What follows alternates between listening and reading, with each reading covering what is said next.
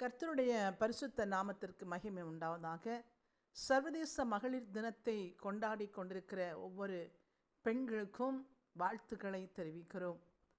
வேதத்திலே முதலாவது பெண் என்று சொல்லப்படுகிறவள் அல்லது இந்த உலகத்திலே முதலாவது பெண்ணாய் உருவாகி வந்தவள் ஏவாள் என்பதை நாம் அறிந்திருக்கிறோம். அந்த ஏவாளுடைய பேர் என்ன? ஜீவனுள்ளோர் எல்லோருக்கும் அவள் தாயானவள் என்று சொல்லி வாசிக்கிறோம்.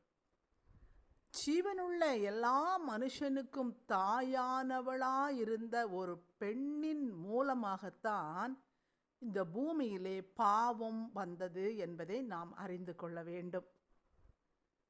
எதற்காக இந்த பூமியிலே அவளால் பாவம் வந்தது என்று சொன்னால், கணவனும் மனைவியும் ஒன்றாக வாழ வேண்டும் என்பதற்காக.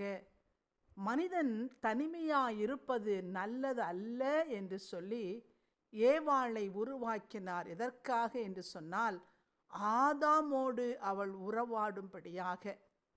ஆனால் அவளோ தான் உறவாடுவதற்கென்று சொல்லி மற்ற ஒருவரை தெரிந்து கொண்டபடியினாலே தான் அங்கு பாவம் விளைந்தது என்பதை வேதம் நமக்கு சொல்லுகிறது. இந்த பூமியிலே அப்படித்தான் அவள் செய்து வைத்த அந்த பாவம். கணவனோடு பேசுவதை தவிர்த்து சர்ப்பத்தோடு பேசும்படியாக அவள் கடந்து போகிறாள்.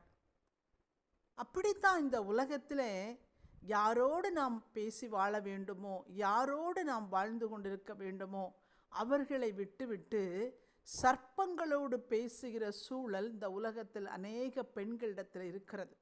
அப்படி இருக்கிறபடினால தான் உலகத்திலே குடும்பத்திலே அநேக பாடுகளும் அநேக பாவங்களும் உண்டாகி வருகிறது.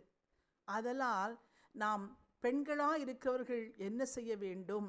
நாம் பேசுவதிலே கவனம் செலுத்த வேண்டும். நாம் யாரிடத்தில் பேசுகிறோம்? நாம் எப்படிப்பட்டவைகளை பேசுகிறோம்? நம் குடும்பத்தில் உள்ள இரகசியங்களை மற்றவரிடத்தில் பேசுவோமானால், ஆதாம் தன் தேவன் சொன்னதை மனைவிடத்தில் சொன்னபடியினாலே மனைவி அதை மறைத்து வைக்காமல் சர்ப்பத்திடம் சொல்கிறாள். ஆதலால் தான் பாருங்க, பாவமே உண்டானது. இப்படித்தான் இந்த உலகத்திலே அநேக பெண்கள் எதை மறைக்க வேண்டுமோ மறைக்க தெரியாதபடி தன்னுடைய வாழ்க்கையில் உள்ள சகல காரியங்களையும் சர்ப்பமாகிய மற்றவரிடத்திலே, குடும்பத்தை பிரிக்க நினைக்கிறவரிடத்திலே கடந்து சென்று பேசுகிறபடினாலே அநேக குடும்பங்களில்